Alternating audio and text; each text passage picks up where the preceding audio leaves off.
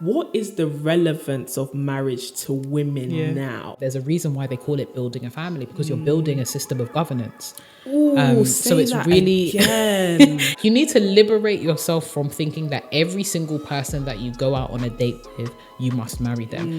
Can women have it all? Let's talk about that.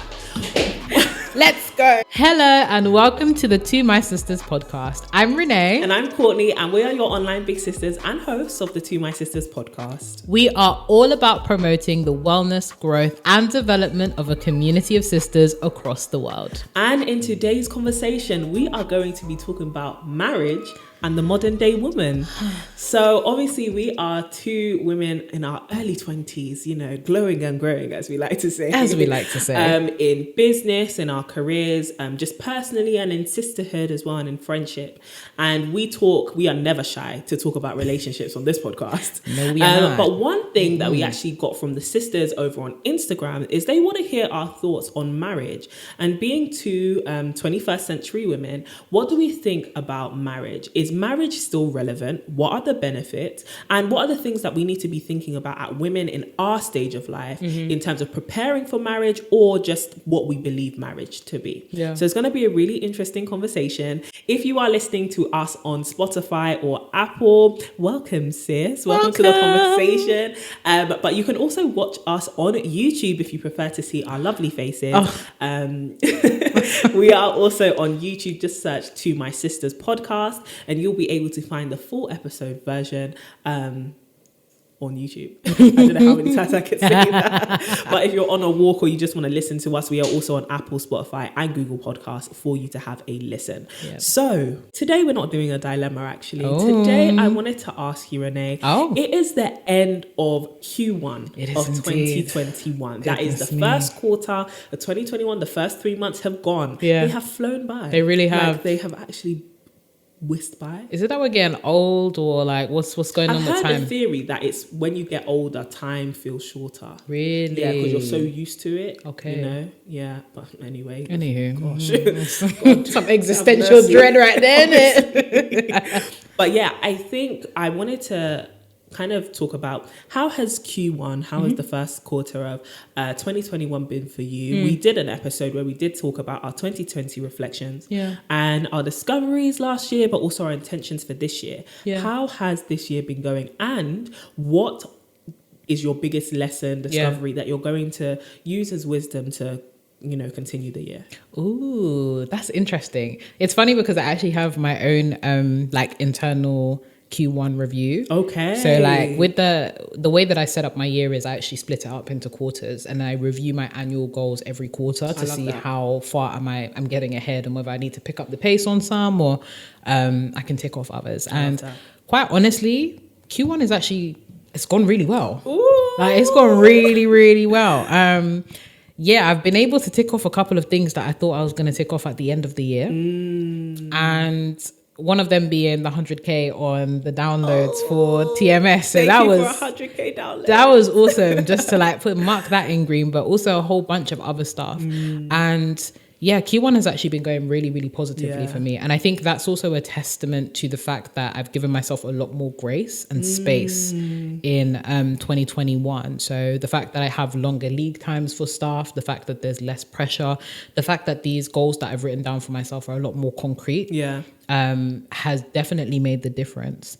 In terms of like, what I've learned and tangible steps. So I've learned that it's important to go in your own pace, whether that is slow or fast. Yeah. Oftentimes when we say go at your own pace, we often think, oh, you need to slow down. But sometimes that can also mean speed up. And there's a lot of things that I didn't think I could speed up on that I sped up on, and it happened. Wow. So that was pretty cool. So like one of them being the fact that like I moved out at the beginning of this year. I thought I was going to move out at the end of this year. Yeah. And other things just happening literally like that. So go at your own pace and allow yourself to dictate your pace according to your current lifestyle and according to what is important to you in the moment. In terms of like tangible, practical thing that I'm taking with me into Q2, Is probably to be more ambitious, actually. Ooh. I thought that my ambitions were high. Yeah. But I've probably, in terms of like my annual goals, I'm well on my way to like accomplishing them if I go at the same like rate that I'm going now in like Q3. Love so it. Actually raising the bar a little bit Yeah.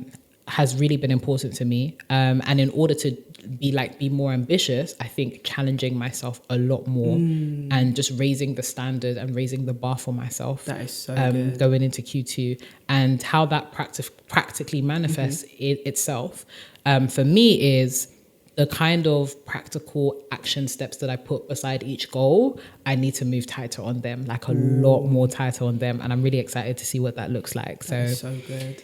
Yeah, it's been great. Even like, I set myself like a physical goal. So I'm not a runner. I don't like running. Oh yeah. Okay. Yeah. I'm not a runner. I don't like running. I can run, like when I could run, but I just didn't enjoy it. And now I run like 3 times a week. Wow. And my pace has increased so much, and it's just That's been so good. Yeah. So just like little things like that's been super cool. But I'm super proud of you. I feel like the last 3 months, I've had the privilege of watching Renee just like flourish. And it's been so beautiful because obviously you're my best friend and like, you're my sister. I want to see you win in everything, but to see you go for it. Yeah. I'm just so proud. Like, you don't even know what's happening behind the scenes. I'm so proud of this girl. But in due time. In due time. But that's so beautiful. I think those are such great tips, man. Thank you, man. Such great tips. Okay. What about yourself? Oh, Q1's been going great. Since really be forgetting about herself, now we need to hear about you, Miss Courtney. So interestingly enough, for 2020, in 2020, I didn't write like pinpointed goals for 2021 because 2021 for me is about mindsets for the next like decade. Okay. And I feel like the reason why I say that is 2020.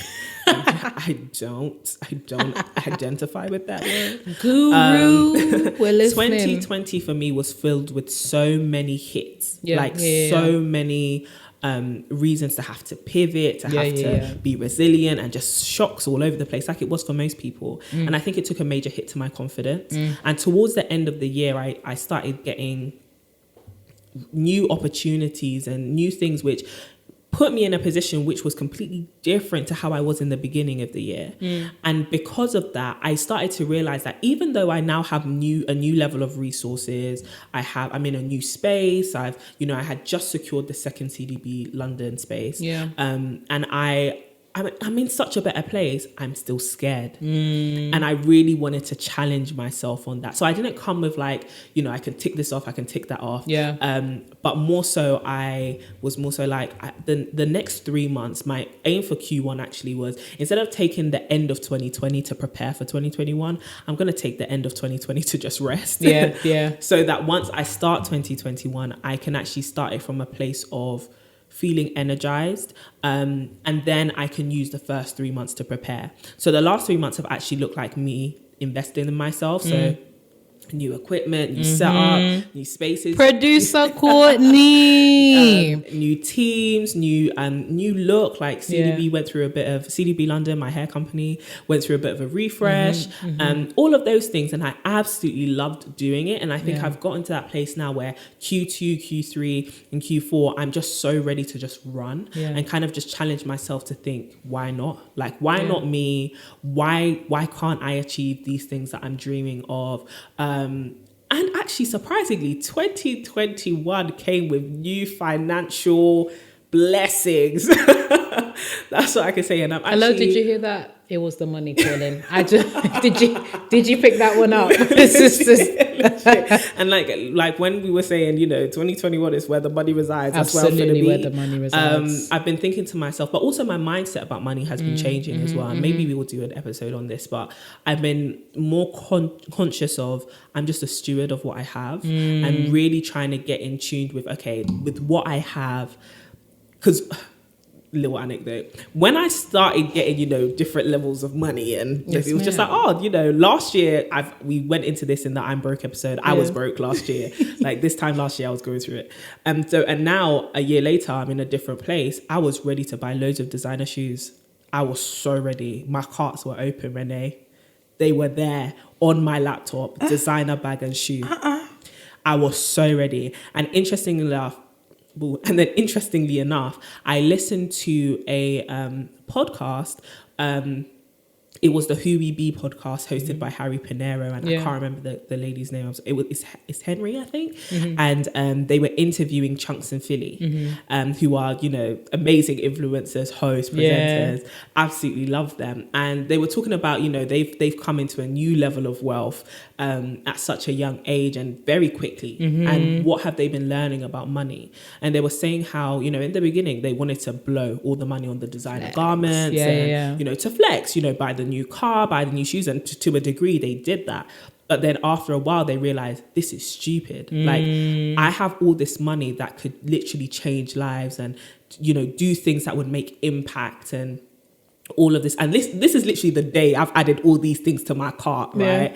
They're like, yeah, we've got all this money that we could use to, like, it was a sign. It was a massive sign. Like, we could help pay for people's education. We could help people and support people's ventures. We can invest in our futures and all of that. And then here I was like, oh, darn it. Like, as much as I want to make these mistakes that you make when you're young of like, I bought this thing, I kind of regret it. Wisdom tells you can learn from other people's experiences. And here were these two people similar age to me being like, it's not worth it. And so I was like, oh, got to do the mature thing now. No shoe and bag again. No shoe and bag. And that's not to say I'm against, like, treating yourself. I'm a big advocate of treating yourself. But I think when I started to think about it, those things actually weren't important to me. I just wanted them because I've never had them before, you know? But now it's like, now I've kind of sat down and I've thought about it months later. I'm like, oh, it's not worth it. I wouldn't buy it. So it's really been about literally preparing my mindset and stuff like that. Because I really feel like, and I pray this as well for all the sisters, I really feel like there's just an outpouring coming. Like, an abundance of stuff. And I don't want to have a scarcity mentality, but also in me working hard and, you know, making new relationships and trying to embrace myself a bit more as well. I don't want my mind to be limited. I don't want to be the one that holds me back from really embracing the opportunities that are going to come for the rest of the year. So Q1 was about mindset for me, preparation, and now I'm ready to hit the ground running. Let's get it. But yes, that is our little 2 cents for the first segment of today's episode.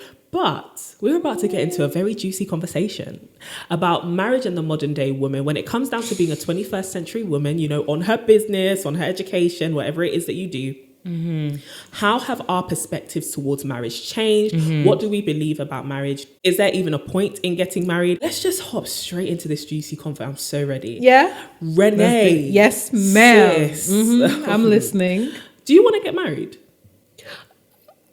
Oh, why did this one catch and you? see, no, I'm trolling. I'm so trolling. Yes, I do. I do. I guess so. Okay, cool. And have you always wanted to get married? Not really, you know. Tell us why. Why? So I have had a very interesting relationship with marriage. I was never really that young girl that was fantasizing or like dreaming about what her wedding day would look like. And then, you know, just the man will come in and enter and everything will be fine and dandy. And I think that's part and parcel of being in a culture where I've seen a lot of turbulent marriages and a lot of, you know, for better, for worse, but for worse is really the prevailing. It's the worst. It's the theme. It's below the worst. So for me, having been part of that culture and seeing, you know, interesting marriages around me, it was never really something that I desired proper actively. It was something that I was like, oh, it would be cool to get married, but I never really was the kind of girl that was like, oh, my wedding day, I will be wearing this. I will be with a man that's like this, and all that kind of good stuff. Every now and again, I was, you know, scenario here. But but as I've grown older, I'd like to get married. Yeah. I'd like to get married. I love that. I'm in a similar field. I think I do want to get married. I think I've always been very vocal about that. But also I have gotten to a place where my view of marriage has definitely changed over time. And similarly, I've unfortunately been around a lot of dysfunctional marriages and marriages that, you know, failed. And miserably. And it's quite discouraging sometimes, you know, when like you want something because you see maybe on TV, and to be honest, it's the Disney complex, right? Marriage is that, it's the wedding day. It's I want a man, I want to be with somebody, we're going to have, great times, and we're going to kiki. But then in your reality, you see the hardships of marriage, and the having to make hard decisions, and having to be with someone that is not like you, like you're not the same people, and have to navigate that, and just different life circumstances as well come to add to that. And you realize that actually marriage, it's not all fairy tales, and really it's not all happily ever afters. Do I actually want this? And I think that's when I started to realize anyway, marriage is for the mature, right? Or it's for the people who are ready to mature very quickly. And so I think I was also in a place where, okay, I want to get married, but I want to get married right. Like, I want to do it right. And that's not to say any marriage is perfect, but I want it to be functional. I want it to be sustainable. I want it to be forever, like a commitment forever. Yeah. And I understand now that that's going to change me. And I need to be willing to make that change, So that's my view on marriage currently. But in that, though, there's this kind of talk, and obviously we got all the sisters. We've got all the sisters on here, and I think one thing that's really interesting to talk about right now is, do you think when we think about the modern day women, let me set some context here. Yeah. When we think about the modern day women, we think about the woman who, she's got her money, she may have already bought her own home, or she drives her nice car, or she just knows she's on her grind. She's doing what she wants money wise. She's cool. She doesn't necessarily need to get married for provision's sake. So in that, what is the relevance of marriage to women now? Especially in the traditional sense of, okay, women couldn't work and all of that. But now we can work. now we can take care of ourselves. Now we can take care of ourselves. Now we can own land. That's it. Now there's even modern technology for us to have kids. Yeah, without having not on our own. But still need the biology aspects are still there, but on our own. What's the relevance of marriage to us now? Well, I think, first of all, I still think that marriage is a choice. And I think that whereas it's just so interesting how the conversation has changed, right? Like maybe the last generation or 2-3 generations ago, it was kind of like, you must get married, and like, what is there? How could you live without being married? And now it's flipped so much that it's kind of like, why would you get married? So it's really interesting how like the cultural shift has landed us in a situation where marriage is almost irrelevant, purely because marriage as an institution was built so much on how much does this marriage provide for the women, like, do you know what I mean?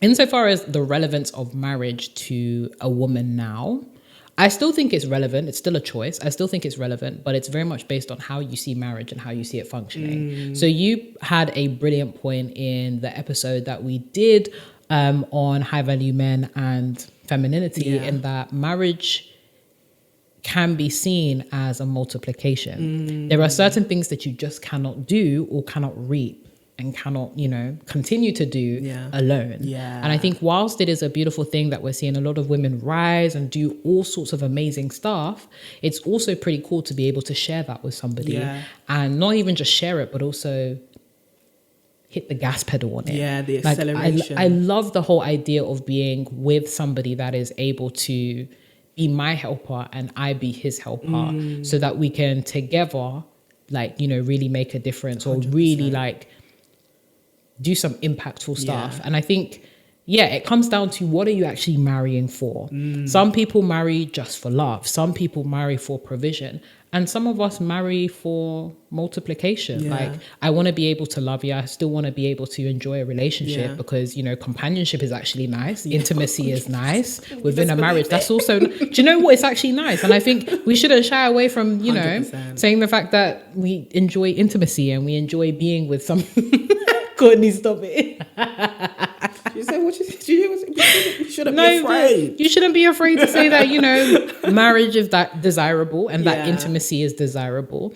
And if you do want to have a, legally binding or faith binding relationship with someone, that's cool. That's okay. That's not dishonorable. You're not, conceding defeat to, the patriarchy by deciding to get married. Oh, that's so good. Yeah, 100%. It's actually cool. 100. And there's a lot of benefits that come with being married. 100. And I think that's what you said is so well put. Like, for me, I think the way my perspective of marriage has been changing is it really is about that acceleration aspect. Like I've even been thinking about it in the most superficial sense, but in buying a home, you can buy a much better home. It's so much easier when you have somebody. Yes, you can apply with a friend and all of your parents, whatever. But when you get married and it's like double the income, you've got, you know, extra provisions here and there. Life goes forward, it scoots forward, nice. You know, and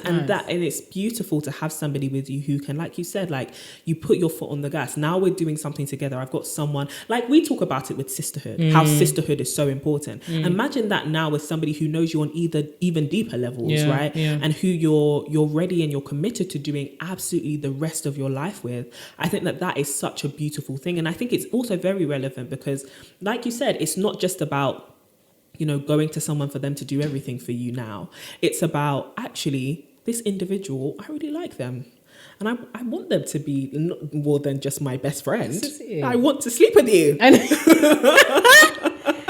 Oh my goodness. Even that though, do you know, not even in terms of like the sexual element. For me, I don't know how I'm going to get over the whole sharing a bed situation. I saw a tweet. I think you'll love it. It's like sleepovers. Every day. There was a tweet that killed me that was like, well, marriage is such a scam because now you have to sleep in a bed with someone for the rest of your life. And I was like, mad at it, child. But it gets hot. But it gets very cold. I'm screaming, it's true. It's cold winter, sis. It's cold winter. But at the same time, I mean, a man is not just a bed warmer. But at the same time, I think that obviously you've got to still have your alone time. You're still your own person. But I oftentimes hear married people like, oh, enjoy your singleness. All these things that you couldn't do before.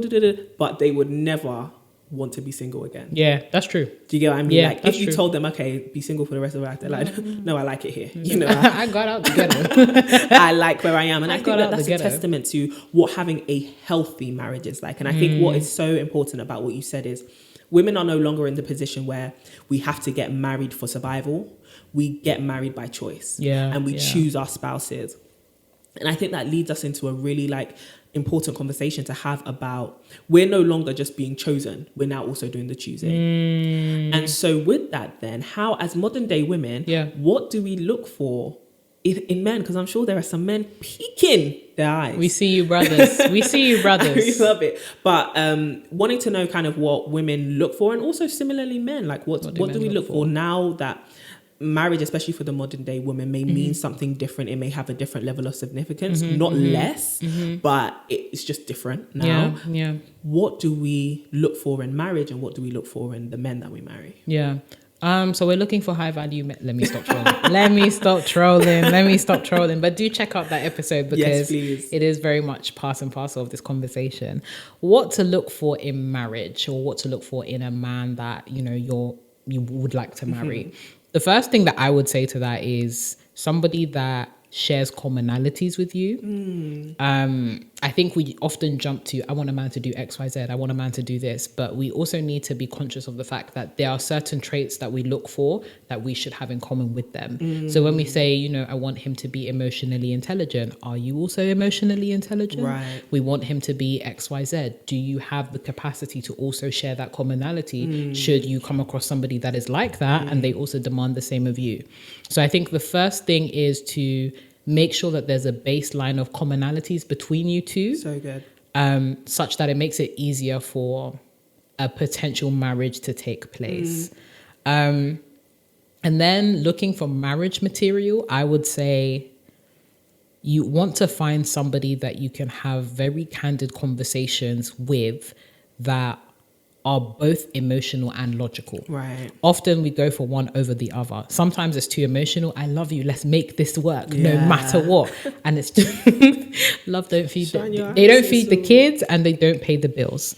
And that's important. You need to be able to have logical conversations with an individual that you're interested in marrying, because marriage is not just about emotions. It's also an institution. You're building a family. There's a reason why they call it building a family, because you're building a system of governance. So it's really, it's literally a system of governance. You need to be very cognizant of who you want to build this system of governance from, because the family is the very first institution that many of us are exposed to, and that's the root of a lot of trauma that we have to spend time unlearning and picking at in adulthood. So marriage is not even just about you two. It's about what system of governance do I want to impart on my family or my future family? Do I see this person as somebody that I can build with, I can share with, I can have children with? Because again, it extends beyond just like marriage, but it's also if you have kids, do you see this person as both your husband and the father of your kids? Because there's some people you see as husband material, but they're actually not father material. Ooh, and it's really important because you need to have both to have a functioning family unit. Yeah. So that's definitely another thing that you might want to look for when you're thinking about, what to have in a marriage and that kind of stuff. And then, of course, room to grow, not potential, room to grow, because there's often the conversation around, oh, he's got potential. He's realizing his potential. No, Sister, no, I hope and your ears no. are open. Room for growth means that when life gives you a different circumstance or when challenges come, you're allowing the person space to grow. Yeah. Potential is more kind of like, do they have the potential to come into themselves as XYZ? Whereas room to grow is, as life unfolds, are you permitting that person the opportunity to change and adapt in reaction to a very specific stimuli that you can't see coming? So really are you willing to allow that person space to grow? And are you willing to allow the nature of your love to also change with it? Right. Because I think many of us enter relationships and marriage and think that the wedding day is the end of the marriage. The wedding day is, I know exactly who I'm marrying. Ooh, you will never really know everything about the person you're marrying until life throws, challenges at you. So it's not even just a commitment to, I'm marrying this person that I know based on the history of us, but I'm marrying this person and taking a bet that I know that you are going to grow. Yeah. I know that you are going to adapt and change. And I know that I'm committed to that. And I know that I'm going to choose to love you in spite of all of these things. So those are wisdom, right? Those are the kind of things that I would say. But Miss Courtney, I think you've hit the nail on the head. Like, I don't even know what else to add. I think that there's that other element though of, am I as committed to grow? As I'm looking for somebody who is evolving and changing and developing, am I as committed to also evolve and change? Because I think there's literally that Disney complex, right? Yeah. Where you've imagined your whole life, you've imagined your wedding day. The only thing that's missing is who is going to be the groom. Who is going to play the role of the husband in this perfect fairy tale life? And literally everybody who comes, you're then measuring them up of, I don't like the way you said those lines. This is it. That's not, you don't match up to my Prince Charming in my head. But then the unfortunate thing about that is that's why a lot of times in dating, a lot of us are presenting people that we don't intend to be in marriage. Yes. And then, unfortunately, once your boyfriend or your girlfriend has stopped acting, you've discovered that the real person behind the mask is not someone you actually want to be with forever. Them. And now what? How do you combat that? And I think that's another challenge and something you need to find balance with, which I actually want to ask you, which is, do you think we should date with the intention to get married? And if you are dating with the intention and the ultimate goal of, okay, I want to get married, I know that about myself. Yeah. How do you do that healthily? Yeah.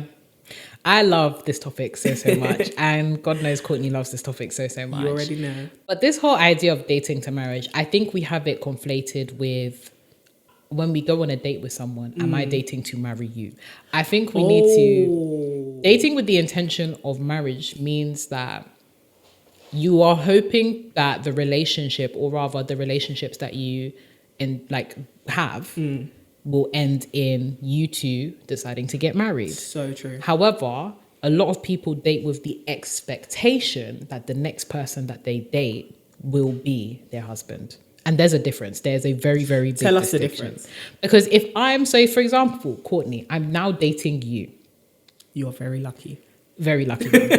I'm now dating you. Just because I'm dating to marry doesn't necessarily mean I'm dating to marry you. But because many people go in with the assumption that the person that they're currently dating or the person that they, are dating next, they're dating to marry them, That's when it becomes sticky and you trap yourself because you think that the end goal of this specific relationship has to be marriage to this specific person.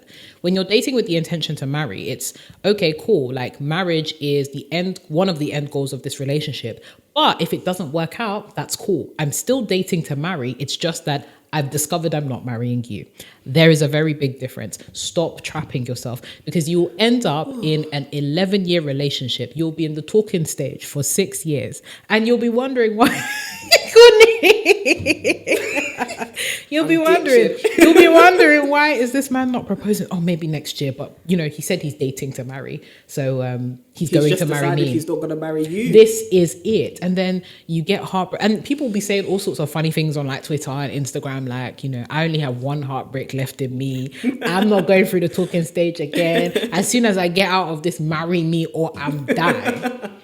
I think you need to liberate yourself from thinking that every single person that you go out on a date with, you must marry them. Sure, it will be in the back of your mind. Am I compatible with this person? Would I be happy, potentially? And it should be in the back of your mind. Exactly. Would I be happy marrying this person? But I don't think that when you're, especially in the initial stages, right? That's when you're only really getting to know someone. So because we put so much pressure in that phase that we assume, I'm going to marry this, am I going to marry this person? It becomes so much more tricky to now extricate yourself from the situation or at least have fun in getting to know the person without the pressure of am I actually really going to marry this person? And then when you've attached that expectation, I'm going to marry you, that's when you start performing. This is it. Because nothing can go wrong. Why should this relationship go wrong? I'm trying to marry you.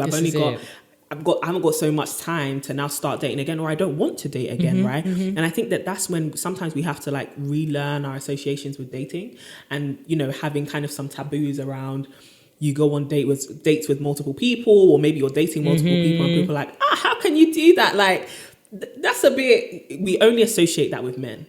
Men can not play the field in the sowing your wild oats, basically, but they can date multiple people, but they can date, not an issue. And they're just because they're trying to scout out their options. And women often aren't afforded that luxury. They're loyal in the talking stage. Why would you give somebody? Let's talk about that. Let's go. Why would you give someone your loyalty when they haven't expressed that they're going to be loyal to you? And number two, you're not getting the reward for your loyalty that you should. You're waiting for this man to come and pluck you into exclusivity. All in the sense of, I'm just trying to display that I am marriage material. I'm the one for me, pick me. But you're not auditioning for the role of wife. You're coming here playing, not even playing, you're coming here to be you. This is not an audition. Did you hear that? And I oopeth. No, honestly, I oopeth, because it's just you'll be out here being loyal in the talking stage, and then when he comes and says, do you know what, this is actually not working, and then you find now he's talking to another person, you're like, but we were in a relationship. No, you weren't. No, you were not. First of all, you weren't in a relationship, you were dating. And now your whole heart is broken because in your head you were playing house. You already had a family on your wedding day. This man was not even holding hands with you. As it in public.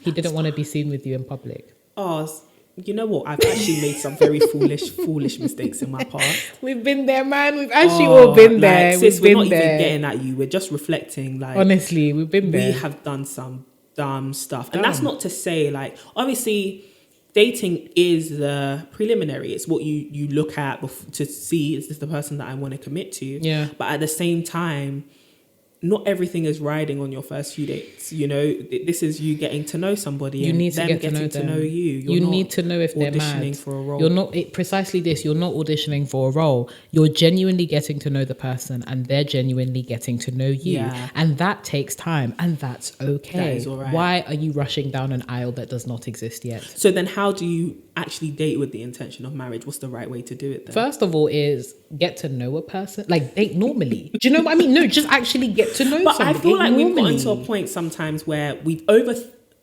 overthink it. It's one of them. Think had me. We overthink it. We have thought about this so much. I don't know what the word. What's the past tense of overthink? We've overthought. We've overthought. Wow. They're thinking. We've overthinked this so much. No, yeah, we've overthought this so much that sometimes, like, just doing it in normality. Yeah. For men, it may be normal, like, because I feel like men don't feel like they have to impress. Whilst there is that element of I want you to see the best side of me, I'm here. This is who I am. Whereas women, it's like, oh wait, I really want him to like me. Yes. Especially if you come from this place of like, not desperation, but like, I really want a boyfriend. Yeah. Like I do want to be with somebody. You might just want the person who is there conveniently to be that person. That it becomes hard to conceive what it is to be casual, like what it is to just be normal, because dating has been framed either by fear or by just loneliness and desperation, or by external pressure. If everyone is in your ears when we get married, the next guy you date, why would you be wasting time? And this is why you are descaling fish at his mother's house during the talking stage.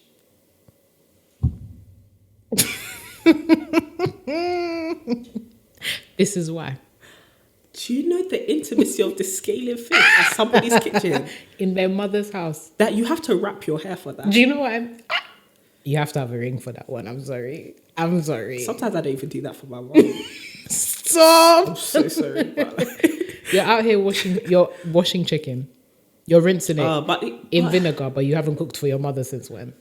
This is it. Yeah, this is it. And this is where we talk about performative dating. Personal development is key. It really is. And let your personal development be your primary focus whilst you're single. This is it. Because if you're going into a relationship to perform, it goes back to that thing we'll talk about in our feminine energy, high value men episode, where everything becomes performative and you're using it for manipulation rather than actually forming a true relationship. Yeah. And that's not to say that there's no such thing as wisdom, right? Like, okay, I can do something because I know that you'll like it. Okay. But to actually manipulate someone just because Sir is, and this is when you see the failings of it, right? Like, oh, I'm going to go and help his mum with XYZ. His mum will like me and then he'll marry me. Yeah. His mum has met several other girlfriends next to you. She's used to the routine by now. This is it. His boys, you're doing, his boys like me. They think I'm so funny. His boys find all his girlfriends funny. All his things funny. They won't even refer to you as girlfriend. He hasn't introduced you as his girlfriend. They're doing our wife. It's not till. It's not. Until. Just take it day by day, month by month, year by year. Don't take your time. You're running. No, but we're running. We're at the aisle already. We've just met this person. We'll just, go out for drinks, having coffee. The way he drinks his coffee, that's a husband material there. I like the way he's assertive with the waitress. I like the excitement though sometimes. The romance is nice. The romance is nice. But let's be hopeful romantics. And I feel like hopeful romantics are people who, they use wisdom and common sense. Like, don't allow yourself to be so overwhelmed by just the euphoria, or even, especially like, for example, I've been single for a really long time. I say that like it's a bad thing, but it's been more so like a time for me to really evolve and work on myself, and I'm still working on myself. But it can often get to a point where you get to this point where you're lonely and you're thinking, is there any point really holding out or waiting for the person who is my standard, especially as I'm trying to evolve to meet that standard. So then anyone who is around conveniently, you kind of get super excited and you start making excuses as to why this person should be the one, and maybe I should compromise on this and that. And that's not to say relationships are without compromise. They are with compromise, but some things are non-negotiables and some things just don't make you happy. And some things are red flags. Some things are red flags. And I think it's the idolatry sometimes of marriage. We want marriage so much rather than actually caring about this person. Yeah. We want companionship so much that the heart of this person doesn't matter to me. And I may have convinced myself that it does, but really and truly all I'm doing is bending myself so I can fit into a situation which might not be right for me right now. Absolutely. And I think we are companionship is lovely, but we also need to be comfortable being alone. And realizing you're enough. And that's okay. Peace is nice. Without it, sis. Peace is nice. It's sweet. Because marriage is a whole different ballpark. It's hard. You don't want to be like, I think my biggest fear, because I've seen it, you don't want to be in marriage, going up against some of life's biggest challenges with someone, A, you hate, and B, can't handle it. Jeez. you know, or hell. who are not committed to even trying. Goodness me. And I think sometimes you see those red flags, but you kind of become a bit of a victim of your own circumstance, where you're like, I don't really see if I could get any better than this, so let me settle for this. God forbid we be like a generation of sisters that do that. Don't settle At all. Don't settle. And then don't also be the opposite of that. Oh, Because I think often we have the conversation around like, oh, you know, I'm waiting for the best and all that kind of stuff. But as you said, whilst you are single, don't waste time like just preparing yourself for companionship, but also be a person that is worth being a companion, if that makes sense. So oftentimes when we prepare for companionship, we focus on doing something for the other person, when really we should be focusing on developing skills and characteristics that make us a good person, or like an interesting, a fun, a cool person in our own right, such that companionship is now not hard. But when you pivot everything that you're doing, your personal development, around finding companionship, you will find that in the instances where companionship is not enough, or like you're separated from the person, all of a sudden you crumble. Because you have no pillar, you have no center, you have no sense of like self anything. Yeah, and you kind of feel betrayed then when that person goes off and goes and discovers the thing that they like that you're not involved in. Like, it really, and this is the thing, like this is what we want to encourage our community of sisters to have. You are a whole being with a purpose, with just so much talent, so much knowledge, just so much beauty. It's not just for marriage. Like, all of that doesn't exist just to please a man. And society shouldn't put that on you. You should have the freedom to explore yourself. And whilst you may have a strong desire for marriage, and that's not bad, don't make it into an idol. It's not what's going to make your life complete. It's not. And focus on compounding experiences rather than furthering possession. Because I think sometimes when we... Courtney, stop. Say that again. Say that again. We focus on, like, when we are dating to marry, we often measure progress by thinking, how much further am I in possessing you as my husband, or possessing you as my partner? Like, has he asked me to be his girlfriend yet? Has he asked me for my hand in marriage? Has he specified that, you know, I am his or he is mine? And when we focus on that, we forget that dating and getting to know somebody is not just about possession. It's about the privilege of experiencing things with that person and experiencing that person in of itself. And once you compound experience, that's when you're able to compound love. That's when you're able to compound companionship. That's when you're able to have a bank of real experiences that you can, either he can draw on or you can draw on in the future, and say, do you know what? Because of these compounding experiences, because of how I feel when I'm like with this person, because of the history that we have, I see a future with them. Yeah. So focus on compounding history and experiences, as opposed to how much further am I to getting him? I want him. I need him. When is he going to be mine? When is he mine? And that's a principal way that a lot of women actually mess up their relationships, especially in like the early dating phases. I was speaking to a male friend of mine, and we were talking just about like dating, relationships and stuff like that. And he was talking about the fact that, you know, after I think 6 or 7 months, he was ready to ask the girl that he was dating to be his girlfriend. And he was like, in the early phases, he was dating like multiple people, and he made it very clear that he was doing that. But then I think it was like a month or two down the line, most of the girls got frustrated, and they were like, I need you to cuff me now. And he was like, I've made it clear to you from the beginning that I want to actually take my time with this and really like get to know everyone first. Yeah, get to know you. And literally he was like, she was the only one like left standing, and I really enjoyed the experiences. How do you then balance the whole like not being there forever? Yeah, being being in the dating phase for 10 years. Do you get what I mean?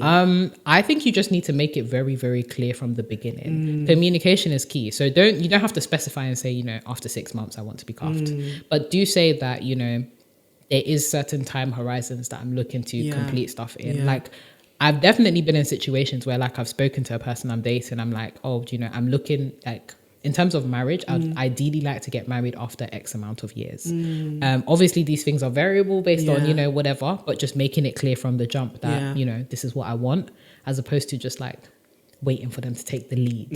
And that's okay. Like, yeah. And there's also a need for intentionality there as well. I think once you make those expectations very clear and not just operating under assumptions, like actually make those expectations clear and communicate them, and also listen to what the other person is telling you, but also look at what their actions are showing you. Oh yeah. And that will tell you a whole bunch. That will tell you more than what they've said to you, because if they've said, oh, you know, yeah, I definitely want to get married in, you know, a year or two, and you're in year 3 and he hasn't even asked you to be his girlfriend, surely you must leave. Oh, but how can you be dating for 2 years? You'd be surprised. You'd be surprised though. You know, desperate when you're convinced and committed to somebody. Sometimes the blind spot is serious.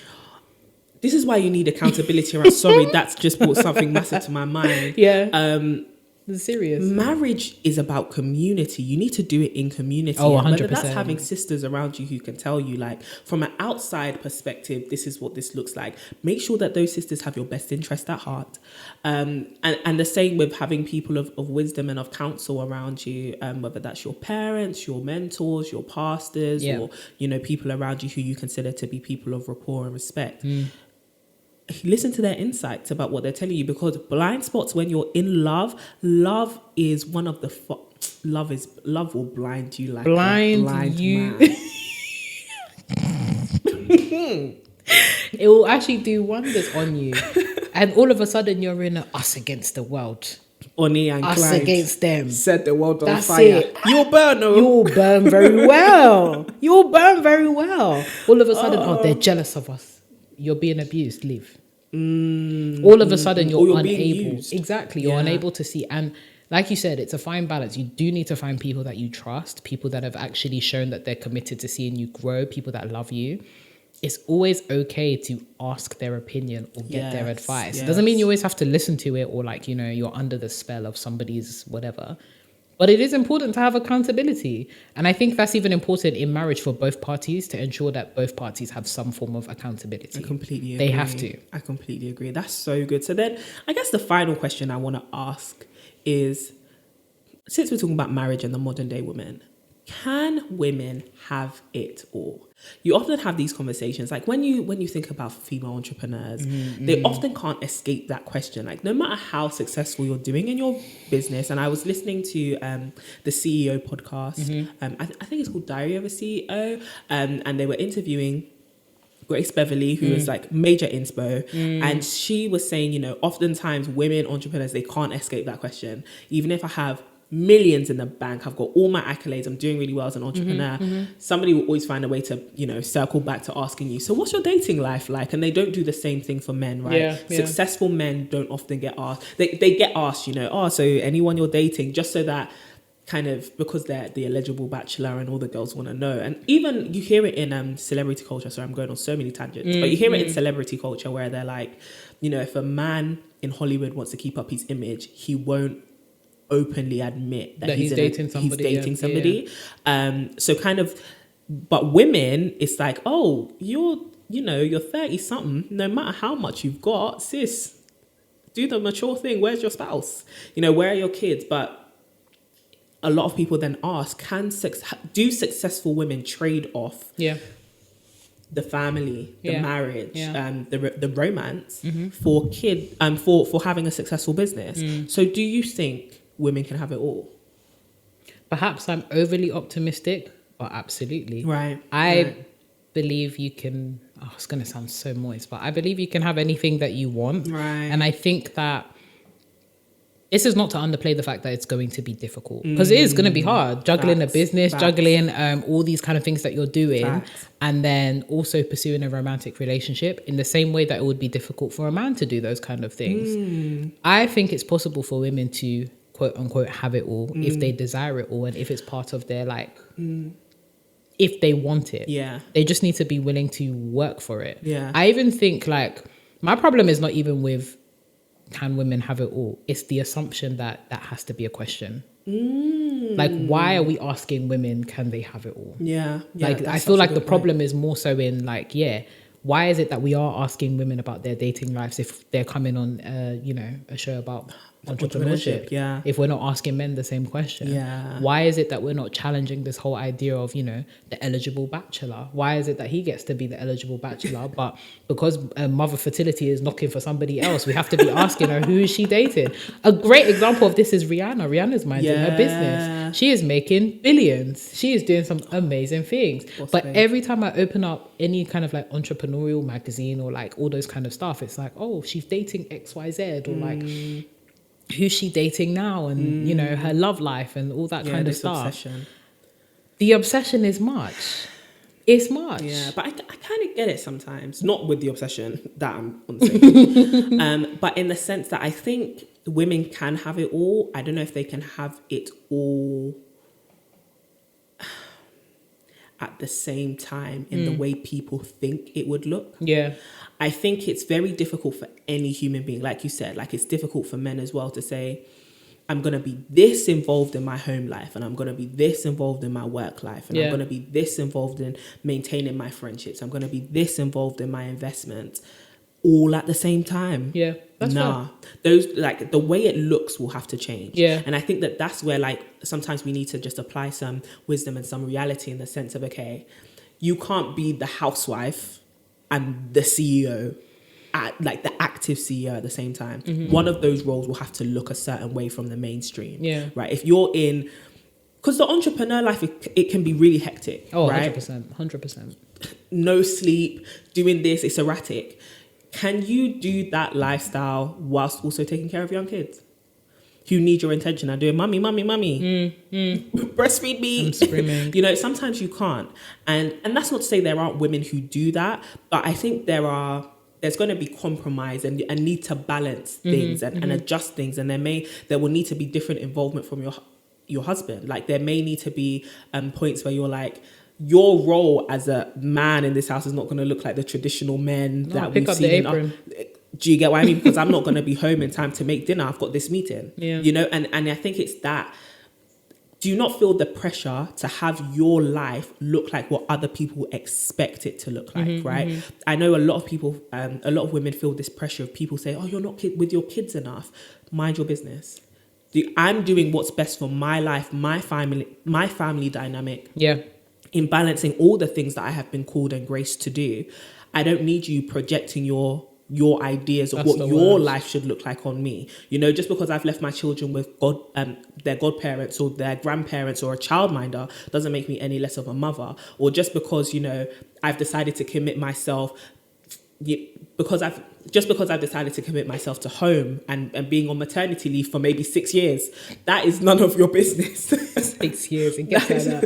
But do you get what I mean? I may decide that I don't want to run my company actively now that I have kids. I want to give it all up to be a housewife. And so it's none of your business. Absolutely. What I decide to do. Or I may decide I want to go to work and I want to be at work all the time. And people will paint you as, oh, you're that cruel mother who's never around their child. Mind your business. And specifically, mind the business that pays you. Because clearly it's not paying you well enough. It's not keeping you occupied. It's not keeping you occupied. And that's what I'm trying to get at. Like, I think you can have it all, but you have to release yourself from the bondage of people's expectations. Yeah. And start to realize what's best for me and my family. When we start to think about what will practically work for us, what will fulfill us, what of course will involve sacrifice, but sacrifice that we are willing to make. Yeah. For the greater good. What does that look like for us? And don't feel like there's this pressure. You have to live up to the expectation people have outwardly of you and from external pressures. Because I feel like that's when people start to feel like they're falling short.